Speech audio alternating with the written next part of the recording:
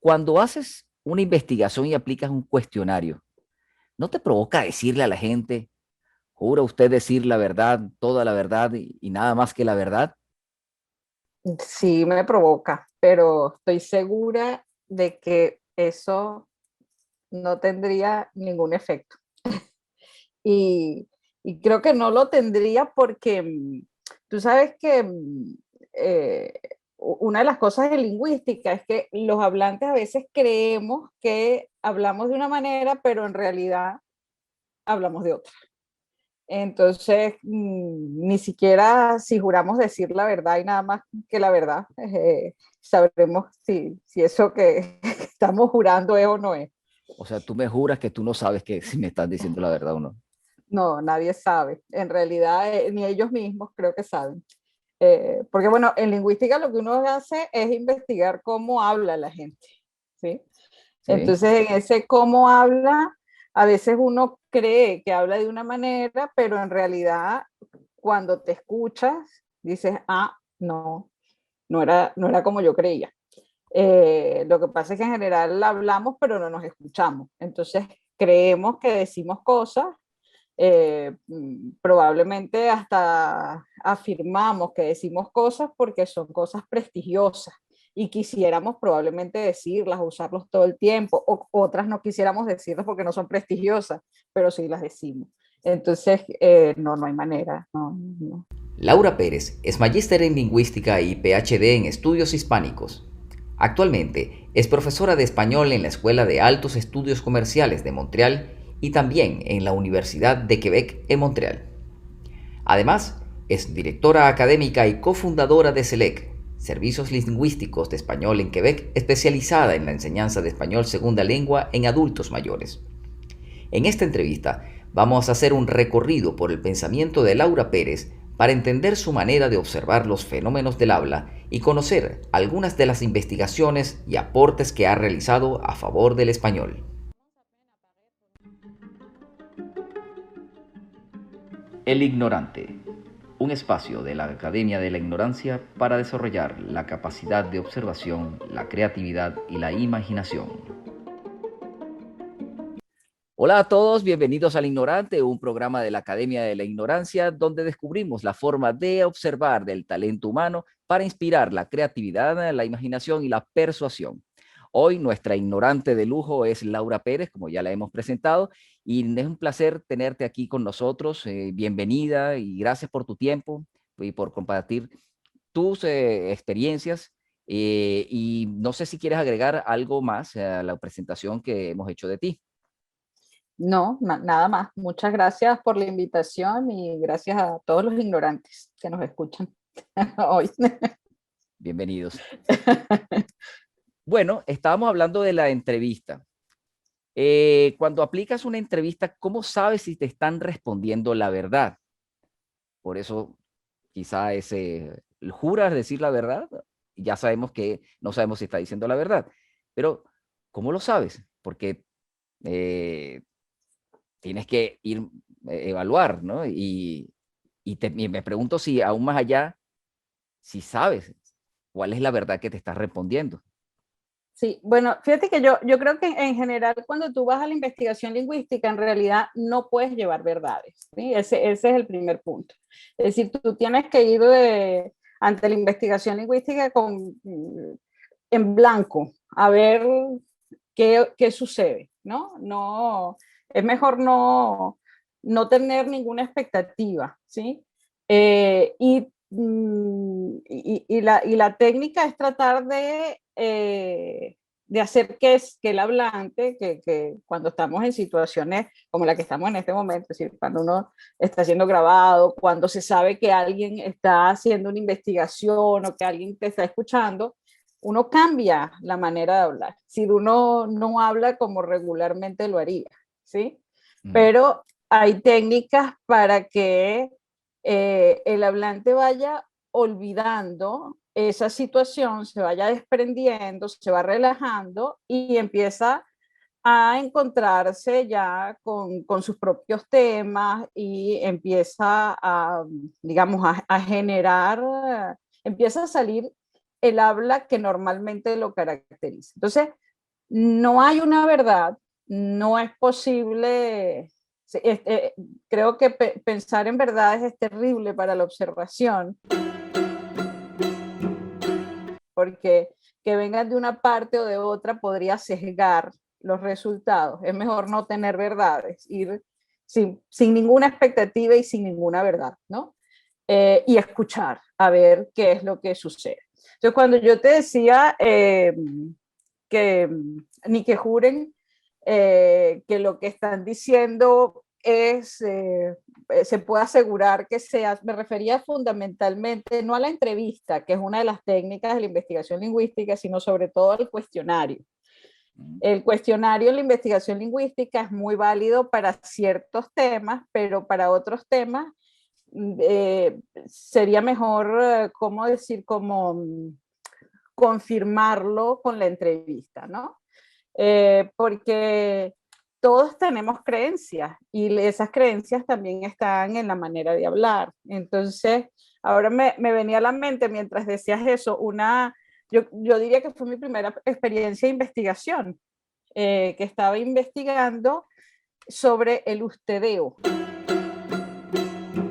el uso de la forma de tratamiento usted en boconeses, ¿sí? Porque es una forma de tratamiento muy común en los Andes venezolanos. Y entonces yo la estaba investigando en un grupo de boconeses, mi familia paterna, que tenía muchos años viviendo en Caracas. Entonces, parte del trabajo era que completaran un cuestionario, esa era la primera parte del trabajo. Y luego venían unas entrevistas, bueno, unas entrevistas muy complejas, porque obtener formas de tratamiento en entrevistas no es nada fácil, o sea, había que generar situaciones de conversación, no era una entrevista tú a tú, porque si no, no salía la forma de tratamiento.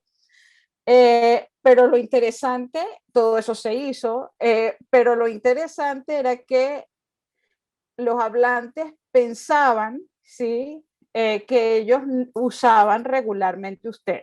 Sí, claro, nosotros, sí, yo, ¿con quién? Bueno, con todo el mundo, con mi madre, con mi padre, con mi esposa, pero en la entrevista que esas personas participaban, no era así. Entonces, el cuestionario era fundamentalmente ustedeantes estas personas, pero no era en todos los casos. Y la concepción que ellos tenían es que ellos ustedeaban siempre. Entonces, hay una diferencia clara entre lo que un hablante cree y lo que un hablante hace. Por eso es importante cuando uno es el observador no quedarse solamente con la creencia, sino observar lo que esa persona hace en relación con ese punto que uno está observando. Ahora, Laura, oyendo tus comentarios, recuerdo que una vez oí una charla de una reconocida cineasta de cine documental, ella se llama Marta Andreu. Eh, Ella comentaba que el paisaje no es la naturaleza en sí. Y te pongo este paralelismo para correspondiente a lo que tú estás diciendo. Ella decía que el paisaje no es la naturaleza en sí, que el paisaje es la expresión de la naturaleza alterada por la subjetividad del director y del lente de su cámara. El paisaje aparece encuadrado y no existe sin la mirada y la forma de cómo es observado por el director. Una vez que desaparece la mirada del director y su lente, la naturaleza vuelve a ser la naturaleza. ¿Cómo tú te separas de tu subjetividad para observar y descubrir la naturaleza real del habla sin convertirla en tu paisaje? Sí. Vale, compleja la pregunta, disculpa, muy, te estoy atacando, pero vamos a explorar cuánto ignoras o cuánto sabes de esto. Yo creo que esa pregunta, Leo, sí es compleja, es muy compleja, pero además es un punto de reflexión que sería interesante no solamente para los lingüistas. Los lingüistas trabajamos con el lenguaje, o sea, que el lenguaje sería para nosotros lo que ese paisaje a lo mejor sería para estos cineastas, ¿no? Pero lo interesante del lenguaje, a diferencia de un paisaje, es que el lenguaje no vive sin la gente que lo usa. Entonces, si no hay lengua, bueno, hay un sistema, la lengua, pero eso no tiene vida si no hay quien lo use. Entonces, en la observación, ¿sí? Lo interesante, es decir, en el momento en que tú ves cómo funciona esa lengua, cómo funciona el habla, cómo funciona esa materialización del idioma, ¿verdad? Es tú lo que tú estás viendo a la gente. O sea, tú estás viendo un conjunto de seres humanos o personas individualizadas, ¿no? Eh, y para poderlas ver, tienes que dejar de verte a ti mismo. Ese sí es el punto en el que yo diría que hay que prestar mucha atención. Cuando un lingüista sale y quiere observar algo, y es un trabajo durísimo y dificilísimo, tiene que lograr una conciencia profunda de sus propias características de habla para poder despojarse de ellas. Y tienes que saber que esa forma no es la de todo el mundo, que Pero esa es ¿cómo la lo hace? tuya, esa es la que te pertenece. Bueno, eso es un trabajo de muchísima conciencia, eso es un trabajo de conciencia. Un trabajo también de saber, bueno, si yo a quién voy a escuchar y qué diferencias puede tener conmigo. Yo pensaba, por ejemplo, en un enunciado como mm, yo quiero agua o yo quiero es agua, ¿sí? Que es mínima la diferencia, ¿no? Yo quiero agua, yo quiero agua. Que si se dice rápidamente, yo quiero agua, eh, sí, sí, cualquiera diría, pues, no escuché la diferencia. Bueno, no, pero sí hay una diferencia. Es decir, hay unos hablantes que pudieran utilizar la estructura yo quiero es agua, que tienen un uso del verbo ser con una función focalizadora para hacer un énfasis y los otros no lo tienen. Entonces, es importante saber, o sea, si yo soy un hablante que no tiene esa característica porque pertenezco a una zona dialectal donde ese fenómeno no ocurre, y estoy escuchando a Leo, que es caraqueño, y que si dice yo quiero agua, ¿sí? Ah, pues hay que estar atento a no saltarse ese verbo ser. Ese verbo ser es importantísimo. Ese verbo ser utilizado por Leo nos dice, oye, es que Leo es del Caribe, ¿sí? Y está usando el verbo ser con una función focalizadora. Entonces, ahora, si el hablante se queda solo con lo que él dice y con su norma, no puede llegar a la norma del otro, ¿sí? Y en ese sentido, el juego del lenguaje es muy importante porque el lenguaje es individual, ¿sí? Pero el lenguaje también es colectivo. Entonces hay que hacer como investigador un ejercicio de despojarme, con muchísima dificultad, sin duda. O sea, no es un ejercicio fácil, es un ejercicio, bueno, creo que cualquier investigador de lingüística lo puede decir, a veces aturde, o sea, uno escucha una entrevista 1000 veces y dices que como que no oigo nada, o sea, no sé, a veces hay que sensibilizarse con un fenómeno para poderlo escuchar. Y no es un trabajo rápido, no es un trabajo mecánico, es un trabajo de mucho tiempo y de mucha observación. No creo que sea la lingüística la única disciplina en la que uno debería despojarse un poco. Y en este caso te hablé de cosas estructurales, ¿no? Vamos a despojarnos de marcas dialectales, pero también a veces hay que despojarse en el caso de la lingüística, que quiero oír formas, a veces hay que despojarse de los contenidos, porque cuando pensamos en un contenido es como, tú sabes esas cosas que ponen en Facebook que están escritas de cualquier manera y tú las puedes leer, ¿sí? Ajá. Es decir, porque tu cabeza está en el contenido, ¿sí? Entonces, si lo que tú estás buscando es forma, tienes que despojarte del contenido, o sea, tienes que salir un poco del contenido porque el contenido te puede llevar a hacer las asociaciones que tú harías en ese tema y no necesariamente las asociaciones de palabras o las estructuras que ese hablante haría. Entonces, es un ejercicio intenso, el ejercicio lingüista, te decía que creo que no es el único, creo que es el mismo caso del psicoanálisis, ¿no? Que se basa también en la escucha del otro y tienes que oír qué es lo que dice el otro, no lo que tú interpretas desde tu sistema, sino el sistema del otro. O sea, creo yo que sería como seguirle la danza al otro con su manera de hablar, ¿sí? Eso creo que sería. Yo recuerdo cuando yo trabajaba en mis inicios publicitarios, yo tenía que corregir mis propios textos. Para ese momento no existía eh, el Word, no había nada de eso. Y nosotros teníamos que corregir el texto. Y ese texto tenía que estar libre de la interpretación del contenido, porque nos saltábamos estructuras, nos saltábamos pasos. Entonces teníamos que leer el texto al revés, de al final hacia adelante, para leer todas las palabras que estuvieran allí. Y después leerlo corrido otra vez a ver si está con el significado real. Pero otra cosa que he visto son transcripciones. Las transcripciones de entrevistas que se han hecho, yo he visto transcripciones que tienen la información sesgada, que le faltan palabras y que no tienen incluso coherencia con lo que está diciendo la persona. ¿Qué pasa allí?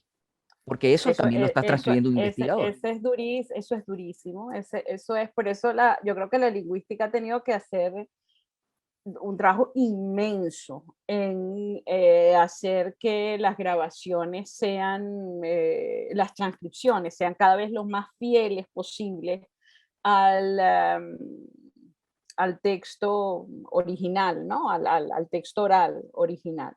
Eh, Antiguamente era difícil, ¿ah? Cuando yo entré al medio de la lingüística, todavía los ordenadores estaban apenas empezando, ¿sí? Todavía se trabajaba con cassettes y un audio muy deficiente, ¿sí? Era realmente difícil tener un buen sonido, estar seguro, ¿no? De lo que se estaba escuchando. Eh, para, Ahora es mucho más fácil, o sea, no es fácil, pero es mucho más fácil. Ahora, te puedo decir que en un proyecto de investigación donde se entrevista gente y eso se desemboca en una transcripción, por esa transcripción no pasan menos de 3 personas. Es decir, ese es el mínimo, ¿sí? Es decir, hay una primera persona que transcribe y hay mínimo 2 correcciones sobre ese transcriptor y tienen que ser oídos diferentes. Y muchas veces es también conveniente combinar, o sea, que sean las personas que escuchan y transcriben tengan la misma norma dialectal. Eso es importante para poder reconocer ciertos fenómenos que si tú no tienes esa norma dialectal a lo mejor no serías capaz de reconocer. Entonces es un trabajo arduo. La ventaja que tiene la lingüística, por ejemplo, en comparación con otras disciplinas como la sociología o algo que cuando hay una transcripción lo que interesa es el contenido, es que a la lingüística le interesa menos el contenido de lo que se habla. Es decir, el tema que se le pone al hablante es una excusa para saber cómo habla. Entonces, el contenido no importa mucho, por lo tanto, no se espera demasiada coherencia desde el punto de vista de los contenidos, ¿no? En la transcripción que se obtiene. Lo que sí es muy difícil en esa transcripción es cómo reproducir todos los rasgos de la oralidad, las pausas, la entonación, etcétera, para que cuando se lea, pues se pueda reconstruir eso que estaba en el habla.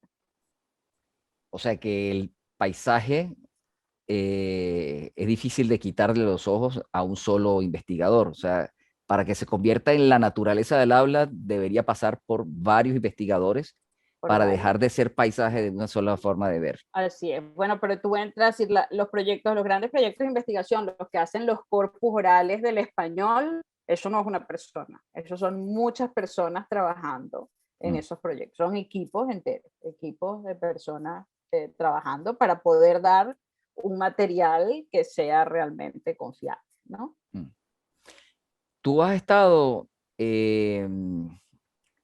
muy sumergida en el tema académico y tu trayectoria, pues así nos muestra que ha sido un recorrido interesante. Ahora por mi parte, yo siempre he visto con recelo los dogmas de enseñanza de la academia.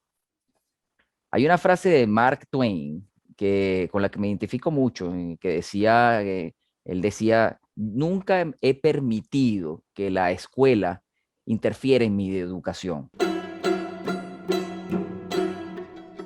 Si la academia me está dando información es para educarme, pero él lo lleva como que la academia es la que pueda interferir en la educación. ¿Cuál es esa educación? Tú que te manejas en el ambiente académico, ¿qué opinas sobre esta reflexión? Mira, primero me hiciste pensar, me trajiste un recuerdo de la infancia, un recuerdo familiar. Mm. Y era, eh,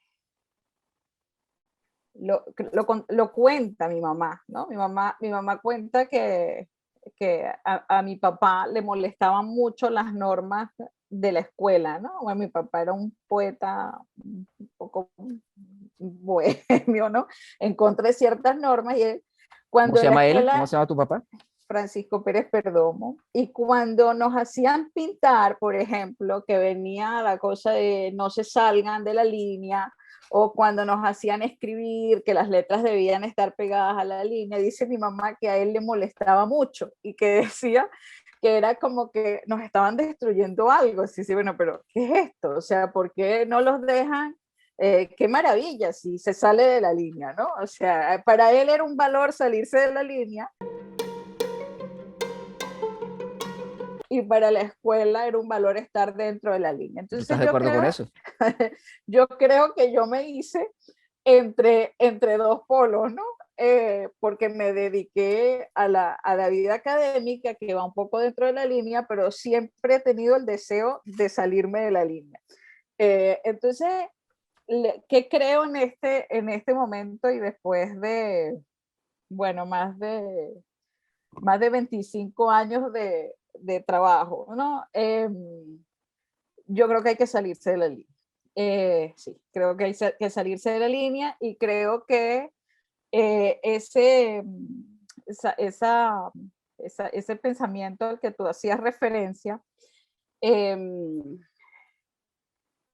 hay que ver qué es la escuela. O sea, lo importante es definir escuela, porque hay muchas escuelas, ¿sí? Mm. Por ejemplo, si yo pienso en la investigación sociolingüística, yo digo, ah, pero es que, por ejemplo, la escuela que yo he tenido cuando yo me acerco al trabajo de campo, esa escuela que se hace la experiencia, esa escuela me encanta. O sea, esa escuela, eso es como una escuela aula abierta, ¿no?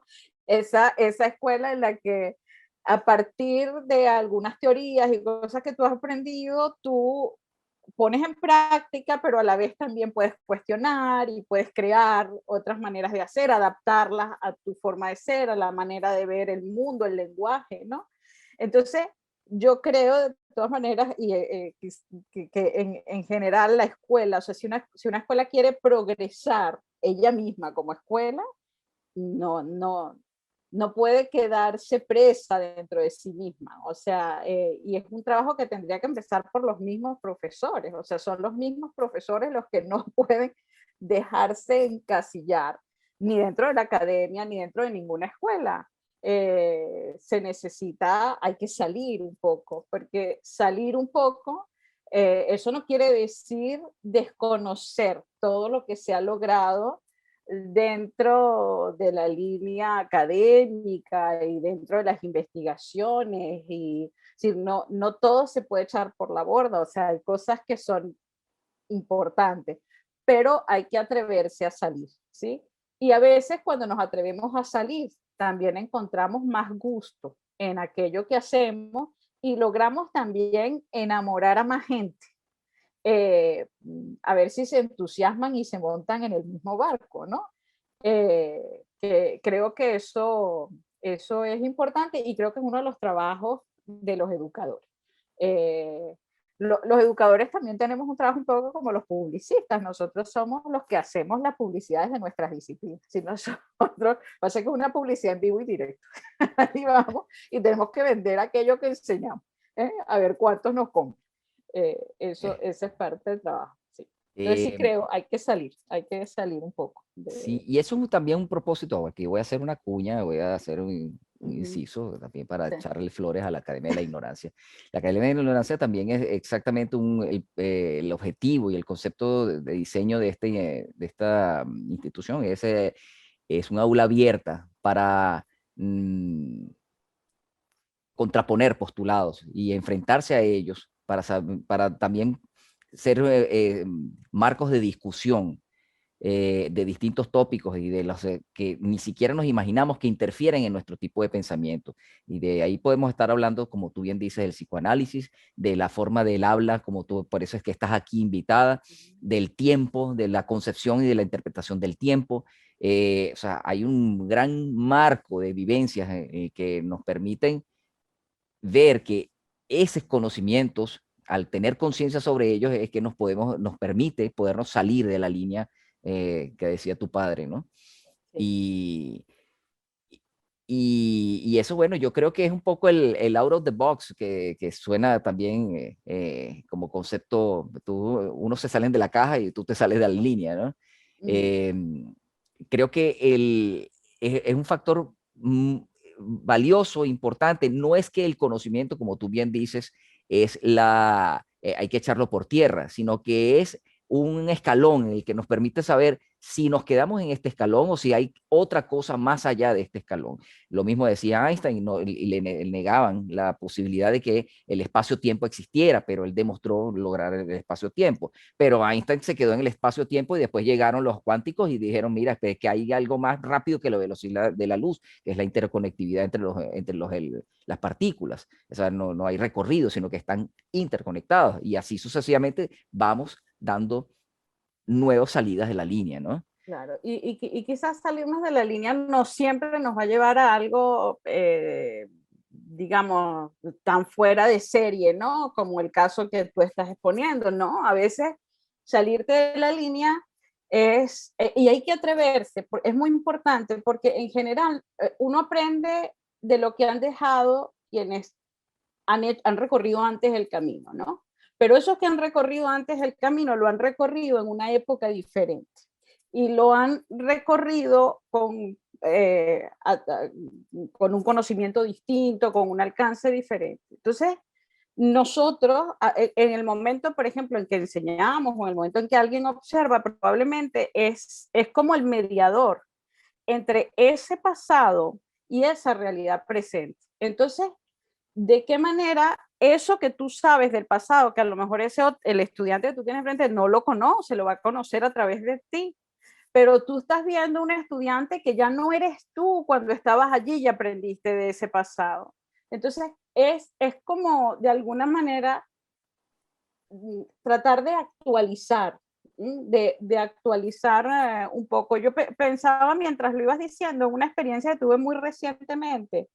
Yo por años he dado talleres de redacción, ortografía, he enseñado acentuación. Uno de los grandes temas del español, y sobre todo a la gente que aprende español como lengua extranjera, la acentuación del español le parece muy compleja, no por las reglas, sino por el reconocimiento de la sílaba tónica, Y a los que de es lengua materna también les a los de parece lengua materna difícil. también, sí, es verdad. Entonces, bueno, entonces yo, fíjate, había trabajando con un grupo de jóvenes que no aprendían español, eran hablantes de herencia del español, quería trabajar la acentuación y dije, oye, pero estoy ante una generación que es distinta, o sea, esta es una generación eh, que tiene acceso a una inmensa cantidad de información, ¿sí? Es una generación práctica, es una generación activa, es una generación que, en mi opinión, es lo que yo voy viendo en los jóvenes con los que trabajo, en mis hijas, es como que necesitan estar en acción. Y empecé a pensar de qué otra manera yo podría enseñar acentuación, ¿sí? Entonces, bueno, decidí salirme un poquito de la línea y entonces empecé a juntar mi trabajo de lingüística con el trabajo de enseñanza de lengua y a partir de un texto los puse a hacer un corpus y a partir del corpus fuimos viendo las sílabas tónicas, y a partir de las sílabas tónicas fuimos creando caso por caso, cuando sí se acentuaba, cuando no, en qué terminaba. Un caso de observación, era inducir la observación del estudiante y a través de la inducción de la observación que él llegara a una propia conclusión, ¿no? En un tema que normalmente o tradicionalmente se había enseñado de una manera muy teórica, es decir, tradicionalmente se enseñaba, aquí esta es la teoría, estas son las reglas, ahora venga, estos son los ejemplos, aplique la práctica.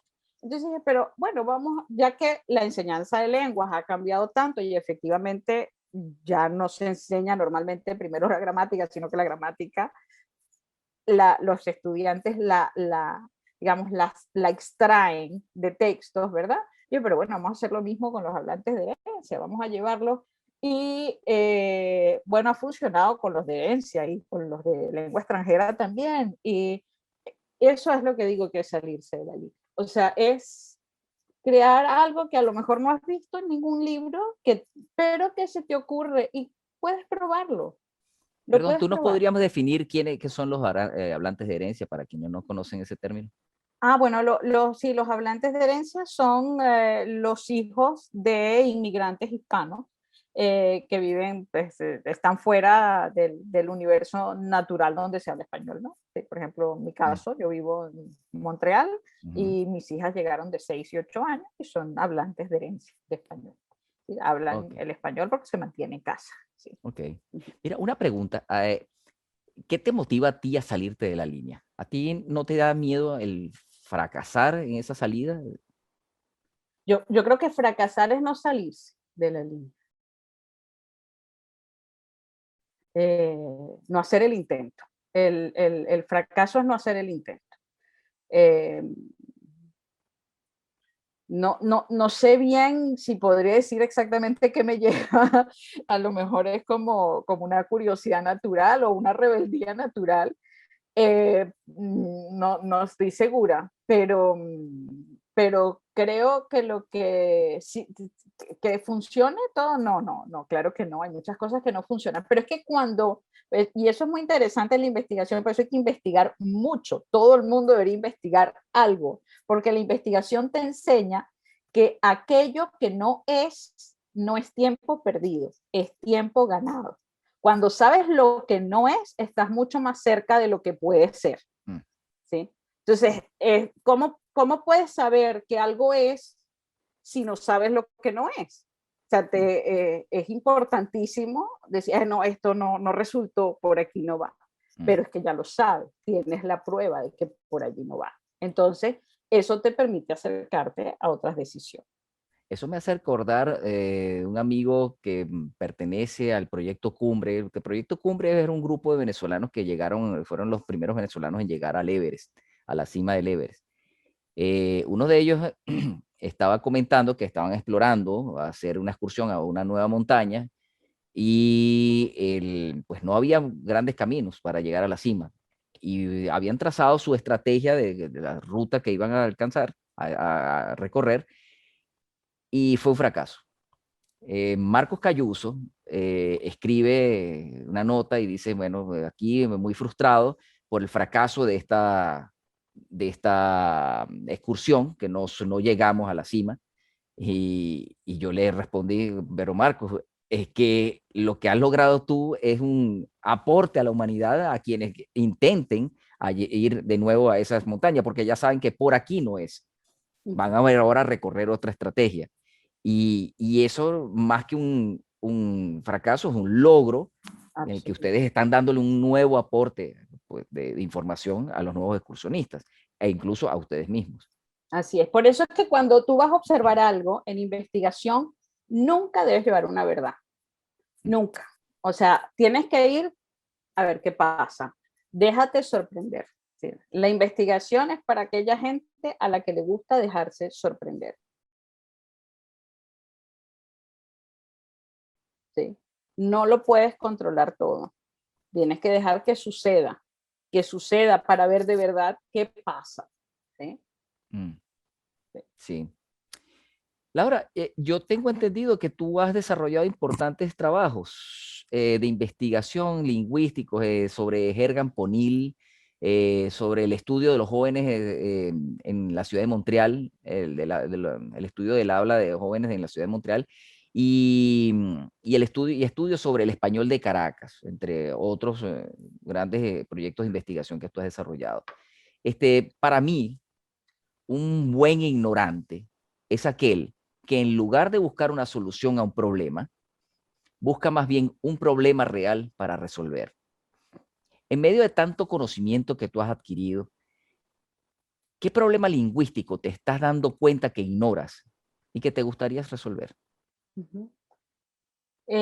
Mira, bueno, yo creo que son como muchas dudas las que me asaltan, ¿no? A medida que avanza mi edad y que avanzan mis lecturas y que avanza mi experiencia, se multiplican las preguntas. Al contrario de, digamos, aparecen muchas respuestas, pero así como aparecen muchas respuestas, aparecen muchas preguntas y algunas son cada vez más difíciles de responder.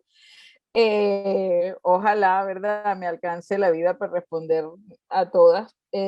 Probablemente no, pero bueno, en concreto, yo te diría, hay muchos temas que me despiertan interés en este momento, desde el punto de vista de la investigación. Hay dos temas que me interesan particularmente. Uno que ha avanzado un poquito y otro que no es realmente una idea. El que es realmente una idea está relacionado con el área de la sociolingüística y es un tema en actitudes lingüísticas, ¿no? ¿Qué es eso? Que está relacionado como con decirlo, todavía no puedo decir que tenga un tema, ¿sí? Falta mucho por observar para poder delimitar un tema, pero te digo un poco por dónde va la vía de mi curiosidad. Tiene que ver con la relación que hay entre eh, la valoración, la actitud de los hablantes hacia su lengua materna y el nivel de escolaridad alcanzado en el país que los ha recibido. ¿Sí? Si estoy hablando de una población inmigrante, ¿sí? Esto ha salido un poco porque yo he trabajado actitudes lingüísticas en jóvenes y en algún congreso sobre actitudes lingüísticas, pues se hablaba, por ejemplo, por allí por los años 70, probablemente en los Estados Unidos, cuando llegaban los grupos hispanos a los Estados Unidos, estaba prohibido para ellos hablar español, incluso son noticias de prensa, ¿no? Como algunos eran castigados o reprimidos con, con, con algo físico, ¿no? Por utilizar el español en un medio anglófono, ¿no? Y un poco a partir de allí, de la propia experiencia migratoria, me ha parecido interesante ver de qué manera un hablante que tiene una actitud positiva hacia su propia lengua, que es su origen a fin de cuentas, aunque puede ser de herencia, pero que es su origen, que es su vínculo emocional, su vínculo afectivo, ¿no? De qué manera eso influye positivamente en una inserción, no a través del trabajo, porque está claro que oferta laboral hay en todas partes, no, sino en la inserción a través de estudios y estudios de cierto nivel. Es decir, de qué manera, porque para insertarte en los estudios de cierto nivel tienes que alcanzar también un grado importante en la lengua extranjera, es decir, en la lengua oficial del lugar donde se ha hecho la migración. Entonces, me gustaría mucho ver en números, en estadísticas, eso, pero pues todavía no lo tengo. No lo Pero ¿qué tengo tiene que ver la lengua materna con la lengua del lugar donde se va a insertar? que tiene que ver que hay algunos estudios que dicen pues que a mayor valoración y a mayor conocimiento de tu lengua materna, más fácil es la entrada en la lengua extranjera. ¿Sí? ¿Por qué? Porque tienes una base lingüística sólida que te permite, así como valoras la tuya, o sea, Ah, ok. Tú no puedes, es como que cognitivamente, por eso el trabajo tan interesante con los hablantes de herencia, es decir, que los hijos nuestros puedan aprender un español que vaya un poquito más allá del español de la casa, porque claramente lo aprecian, ¿no? Ellos valoran porque es su lengua, pero que pudiera ser un español que vaya un poco más allá, en el que puedan procesar intelectualmente un poco más. Eso determinaría también un acceso a, a un francés o a un inglés o a un alemán, si es el caso, que también sea de un nivel mayor. ¿Sí? Entonces, Sí, eso pues, pero es un trabajo que yo no, todavía no tengo respuestas porque yo no he hecho esa investigación. Es una curiosidad, no tengo respuestas. sí. Ese es mi primer tema que va por el lado de la sociolingüística y por el lado de la enseñanza de español como lengua extranjera, que ha sido, pues, yo diría que mi principal campo de trabajo en Montreal. Me interesa mucho desde hace varios años. He empezado a trabajar en esto, pero obvio que hay investigación por hacer. Eh, la, la enseñanza y el aprendizaje de lenguas extranjeras por parte de los adultos mayores. ¿Cómo así? Cuenta eso. Probablemente ha sido un tema que está relacionado con mi edad y con la manera como yo he visto que va cambiando. Si yo, mi pregrado fue en idiomas modernos y cuando veo de qué manera aprendí a aquella edad y cómo ahora aprendo a esta edad, veo que hay una gran diferencia. Mi experiencia además en centros comunitarios en Montreal me ha permitido observar que efectivamente pues aprendemos distintos. Yo en centros comunitarios he tenido estudiantes de 17 años con estudiantes de 78 años y claramente no funciona de la misma manera. Entonces, bueno, pues esa es otra vía que está abierta. Son trabajos, pues no es un trabajo de investigación que estoy haciendo sola, sino con un grupo de investigación en la Universidad de Quebec en Montreal. Pero bueno, pero sí vengo yo con una colega, con mi colega Aura Navarro, poniendo en práctica un programa que estamos probando, saliéndonos de la línea, estamos probando un, una manera de abordar la enseñanza del español para adultos mayores. Y bueno, ese sí es un trabajo que va, pues que ha sido, digamos, por mi cuenta y por cuenta de Aura, que la cito aquí. Eh, que es la cofundadora junto conmigo de SELEC. Y bueno, ese programa está puesto en práctica hace ya 2 años y ha tenido mucho éxito. Ahora, el adulto mayor no busca estudiar una lengua porque tiene un propósito de negocios o porque tiene propósitos específicos, a diferencia de los jóvenes. ¿Cuál es la motivación que hace que un adulto mayor estudie una lengua?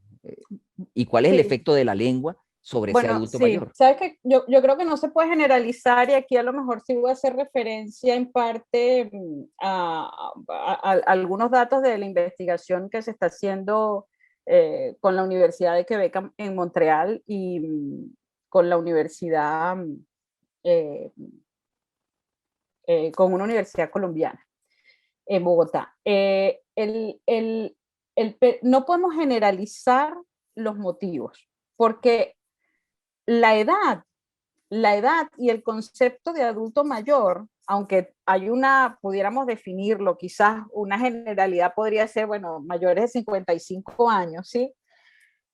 No es igual en todas las sociedades. Entonces, quizás cuando yo venezolana pienso en un adulto mayor, yo pienso en un adulto mayor jubilado, un adulto mayor que está en casa, un adulto mayor, pero no en todas las sociedades es igual. Y en la sociedad quebequense, el adulto mayor es muy activo, muchos están a media jubilación, es decir, que muchos sí estudian español por trabajo. O sea, hay gente, por ejemplo, que trabaja en negocios y en ventas y que tiene 70 y tantos años y sigue trabajando y trabaja con clientes hispanos. Y les interesa, quizás esos casos son pocos, hay una variedad, pero hay otros que lo hacen simplemente para mantenerse activos cognitivamente, otros porque les gusta socializar, otros porque les encanta viajar, y América Latina les apasiona, otros son apasionados de España y hacen cursos de español, así que los motivos son muy, muy amplios. ¿Sí? ¿Y tiene algún efecto el estudio del español en los procesos cognitivos del adulto, de enseñanza del español o de un idioma eh, como segunda lengua en los adultos mayores, en sus procesos cognitivos? Pues sabemos nosotros, digamos, nuestra investigación todavía no va por allí, es una investigación que estaría por hacer, pero sí hay muchísimos estudios sobre bilingüismo que dejan ver que el bilingüismo, el aprendizaje de segundas lenguas, retarda, son estudios científicos, retarda pues todos los problemas neurológicos, ¿sí? Y mantiene, digamos, toda la parte cognitiva mucho más activa por más tiempo. Eso sí, eso está probado científicamente, ¿no? Entonces, ahora lo que es interesante es ver lo que asalta mi curiosidad, y esa es mi curiosidad muy personal. Ya esta es una observación un poco más difícil, porque una observación quizás más interna, es cómo funciona la memoria. Porque todos sentimos que la memoria se pierde, pero que se pierde es que cambia la memoria. Es decir, que la manera de utilizar la memoria no es la misma a los 24 que a los 60. Entonces, es una memoria distinta. La memoria de los 60 es una memoria que se apoya en el conocimiento que ya se ha construido, en aquello que se conoce, que forma parte de la cotidianidad y de la vida, ¿sí? Aquel conocimiento que ya forma parte de nosotros, ¿no? Entonces, eso es esa memoria, cuando logra asentarse en ese conocimiento que ya se tiene, ella se activa. Pero si no tiene un punto de anclaje, entonces se hace más difícil activar. Eso es lo que estamos en este momento tratando de trabajar y ver cómo lo adaptamos a los programas de español como lengua extranjera, pero para adultos mayores. Bueno, yo tengo ya 4 idiomas hablando y creo que la memoria todavía no me ha funcionado muy bien, pero eso desde pequeño. Bueno, Laura, te vamos a decir que muchísimas gracias. No te vamos a preguntar la edad, obviamente, pero ya sabemos que tienes cierta No, porque es experiencia en la vida. políticamente incorrecto. Políticamente incorrecto. Y esto es no nos vamos a salir de la línea en este aspecto. Laura, muchísimas gracias por tu entrevista, gracias por tu tiempo. Y a ustedes todos, pues conéctense con nosotros, denle clic y denle like y suscríbanse al ignorante. Y muchas gracias por estar compartiendo con nosotros este instante. Esperamos que haya sido de su agrado y de amplitud para saber que vale la pena salirse de la línea para ser un mejor ignorante. Gracias. Gracias, Leo. Nos vemos pronto. Gracias, Laura. Ustedes vieron El Ignorante, un espacio de la Academia de la Ignorancia para desarrollar la capacidad de observación, la creatividad y la imaginación.